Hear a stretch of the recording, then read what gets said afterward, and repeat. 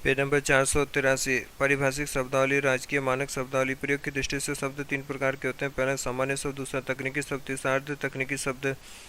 पहला सामान्य शब्दावली। प्रत्येक भाषा की सामान्य शब्दावली का अर्थ उस भाषा का व्यवहार करने वाले आम नागरिकों द्वारा प्रयोग किए जाने वाले शब्द। हिंदी क्षेत्र के निवासियों द्वारा आम जीवन में शब्दों का प्रयोग किया जाता है, जैसे घर, मकान, दाल, रोटी, नमक, जाना आना, जन्म, मृत्यु, सूरज, चांद, विद्यालय, कार्यालय आदि। दूसरा तकनीकी शब्दावली। किसी विशेष शिक्षा, ज्ञान, शास्त्र, विधा या व्यवसाय से संबंधित विशेष शब्दावली तकनीकी शब्दावली कहलाती है। शब्दों का एक निश्चित अर्थ परिभाषित होता है, इसलिए शब्द पारिभाषिक शब्दावली के अंतर्गत कनिष्ठ, वरिष्ठ आदि तकनीकी शब्दावली से उस विशेष विधा से संबंधित ज्ञान की जानकारी मिलती है। तीसरा अर्ध तकनीकी शब्दावली। इस प्रकार के शब्द तकनीकी होते हुए भी आम आदमी के जीवन में अधिक प्रचलन के कारण सामान्य लोगों द्वारा प्रयुक्त किए जाते हैं। ऐसे में तकनीकी लोग उन शब्दों का निश्चित अर्थ प्रयोग करते हैं, जबकि आम आदमी उन्हें सामान्य शब्द के रूप में प्रयोग करते हैं। जैसे साहित्य शब्द का अर्थ हिंदी के अध्यापक हेतु एक अलग विशेष अर्थ है, जबकि टीवी, फ्रिज आदि के साथ आने वाली छोटी छोटी पुस्तिकाएं भी दुकानदारों द्वारा साहित्य की श्रेणी में ले ली जाती है। हिंदी में प्रयुक्त कुछ अर्ध तकनीकी शब्द इस प्रकार है: साम्यवाद, नाटक, चुनाव,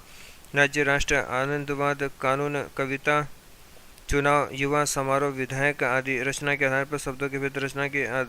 शब्दों की रचना के आधार पर तीन प्रकार के शब्द होते हैं। पहला रूढ़, दूसरा यौगिक, तीसरा योग रूढ़। पहला रूढ़ शब्द। जो शब्द लंबे समय से किसी विशेष अर्थ के लिए प्रयोग होते आ रहे हैं, इनका निर्माण किसी अन्य शब्द से नहीं हुआ है, वे शब्द रूढ़ शब्द कहलाते हैं। रूढ़ शब्दों के सार्थक खंड नहीं हो सकते, इनके खंड करने पर अर्थ नष्ट हो जाता है, जैसे घर, दिन, रात, कुर्सी, मेज, रोटी, किताब, घास, पशु, देश, लंबा, नमक आदि। दूसरा यौगिक शब्द। यौगिक शब्द का अर्थ है मेल से बना हुआ।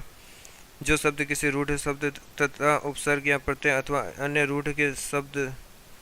रूढ़ शब्द के मेल से बनते, उनमें यौगिक शब्द कहते हैं। जैसे राष्ट्रपति, गृह मंत्री, प्रधानमंत्री, नम्रता, अन्याय, पाठशाला, अजायब घर, रसोई घर, सब्जी मंडी, विद्यालय, पान वाला, मृगराज, स्नान घर, अनपढ़, बैलगाड़ी, जलद, सज्जन, देवदूत, घुड़सवार, मानवता, अमानवीय, धार्मिक, नमकीन, गैरकानूनी, घुड़साल आदि। तीसरा योग रूढ़। जिन यौगिक शब्दों का अर्थ किसी तीसरे अर्थ के लिए रूढ़ हो जाता है, उन्हें योग रूढ़ कहते हैं। वे शब्द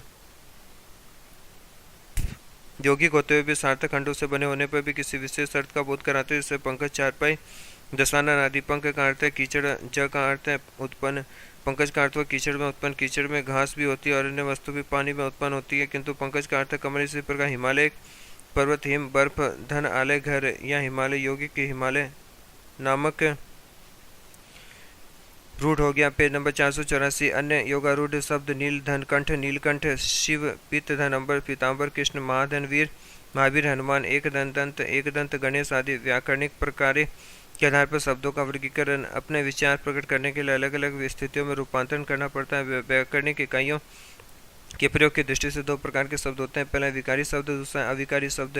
पहला विकारी शब्द ऐसे शब्द जिनमें व्याकरणिक नियमों में ढालने पर परिवर्तन आ जाता है, विकारी शब्द कहलाते हैं। संख्या, सर्वनाम में क्रिया तथा विशेषण शब्द विकारी है, क्योंकि इनके मूल शब्दों का रूपांतरण होता है। जैसे बालक शब्द में स्त्रीलिंग प्रत्यय लगाने पर बालिका, बहुवचन बनाने पर बालिकाओं शब्द बनाते हैं। हिंदी में विकारी शब्दों के चार भेद: संख्या, सर्वनाम, विशेषण तथा क्रिया। संख्या शब्दों में विकार और रूपांतर।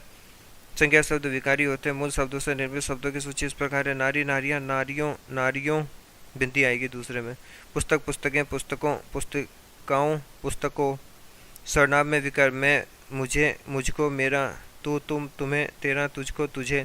विशेषणों में विकार: अच्छा, अच्छे, अच्छी, अच्छों, अच्छो। काला, काले, कालों, कालो, कलियों, कालियों। बुरा, बुरे, बुरी, बुरो, बुरों, बिंदी। क्रियाओं के रूपांतर। क्रियाओं में विकार: जाता है, गया, जाता था, जाएगा, जाएंगे, जाओगे, जाओ, जाता हूँ। पीना, पीता है, पिया, पी, पिएंगे, पियोगे, पीता था, पिए थे, पीते थे। उपर्युक्त उदाहरणों से स्पष्ट विकारी शब्दों के रूप में व्याकरण के नियमों के कारण परिवर्तन हो जाता है। यह परिवर्तन लिंग, वचन, विभक्ति, पुरुष काल, वृत्ति, पक्ष, वाच्य आदि के कारण आता है। इस परिवर्तन को निम्नलिखित तालिका से स्पष्ट समझा जा सकता है। शब्द किस प्रकार अपने मूल रूप से परिवर्तित होकर एक शब्द परिवार बना लेते हैं। मूल शब्द बने हुए शब्द: अंश, अंशकालिक, अंशधारी, दशांश, गद्यांश, पद्यांश, सारांश, कालांश। अगला है अंध। मूल शब्द बने हुए शब्द: अंधविश्वास, अंधा, अंधभक्ति। मूल शब्द अंतर बने हुए शब्द: अंतर, निरंतर, समांतर, रूपांतर, कालांतर, प्रकारांतर। मूल शब्द अंग बने हुए शब्द: अंग, अंगीकार, अंगहीन, अनंग, अंगभंग, अंगीकृत, साष्टांग। मूल शब्द अंत बने हुए शब्द अंत्योहीन, अंत्योदय, अत्यंत, अंतिम, अनंत, अंततः, अंतोगत्वा। मूल शब्द अपना, बने हुए शब्द अपनत्व, अपनापन, अपनाना। मूल शब्द आत्म, आत्मबोध, बने हुए शब्द आत्मबोध, आत्मीयता, आत्मज, आत्मकथा, आत्ममंथन। मूल शब्द अल्प, बने हुए शब्द अल्पज्ञ, अल्पायु, अल्पमति, अल्पता।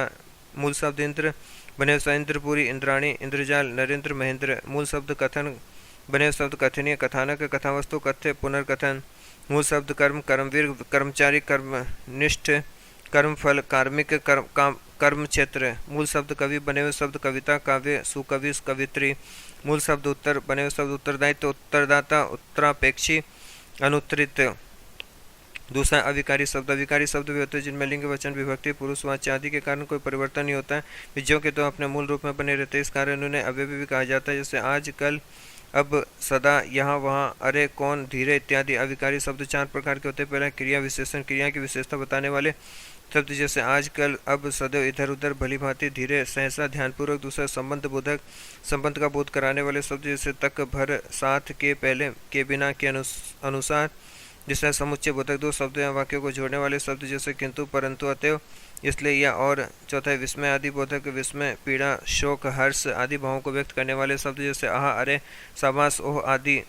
Page number 485। युग्मता के आधार पर शब्दों का वर्गीकरण। कुछ शब्द युग्म रूप में अर्थवान होते हैं, जैसे इधर उधर के दोनों अंग स्वतंत्र रूप से अपना अर्थ रखते हैं, किंतु युग्म बनते ही चारों ओर का अर्थ देने लगते हैं। इस प्रकार के युग्मक दो प्रकार के होते हैं। पहला पुनरुक्त शब्द जैसे गली गली, वन वन आदि। दूसरा युग्मक शब्द जैसे आना जाना, बाल बच्चे, पानी वानी आदि। युग्मक शब्दों को तीन भागों में बांटा जा सकता है। पहला पर्यायवाची युग्मक जैसे जान पहचान, बड़े बूढ़े आदि। दूसरा विरोधी युग्मक जैसे लाभ हानि, जन्म, मृत्यु आदि। तीसरा सार्थक निरर्थक युग्मक जैसे पानी वानी, चाय वाय आदि। तीसरा प्रयोग के आधार पर, प्रयोग के दृष्टि से शब्दों को दो भागों में विभक्त किया जा सकता है। पहला सामान्य शब्द, दूसरा पारिभाषिक अथवा तकनीकी शब्द। पहला सामान्य शब्द, सामान्य शब्दावली के अंतर्गत वे शब्द आते हैं जिनका संबंध आम जन जीवन के साथ होता है। उन शब्दों का प्रयोग भाषा समुदाय के सदस्य अपने दैनिक जीवन में प्रयोग करते हैं। शब्दों का प्रयोग आम आदमी अपने दैनिक व्यवहार में करते हैं, जैसे सुबह शाम, घर, बाजार, हाथ पैर, दाल भात आदि। दूसरा पारिभाषिक अथवा तकनीकी शब्द, ऐसे शब्द जो विभिन्न व्यवसाय क्षेत्र में विशेष अर्थों में प्रयोग किए जाते हैं उन्हें पारिभाषिक शब्द कहते हैं। इन्हें तकनीकी शब्द भी कहा जाता है, जैसे संज्ञा, सर्वनाम आदि। व्याकरण के पारिभाषिक शब्द जैसे परिवर्तन, घर्षण, घनत्व आदि। भौतिक विज्ञान के शब्द ज्योमेट्री, त्वरण, संचय, दशमलव, डिग्री, मध्य रेखा, आलेख आदि। विज्ञान तथा प्रौद्योगिकी के शब्द हैं। शेष भाग अगले टॉपिक में सुनिए।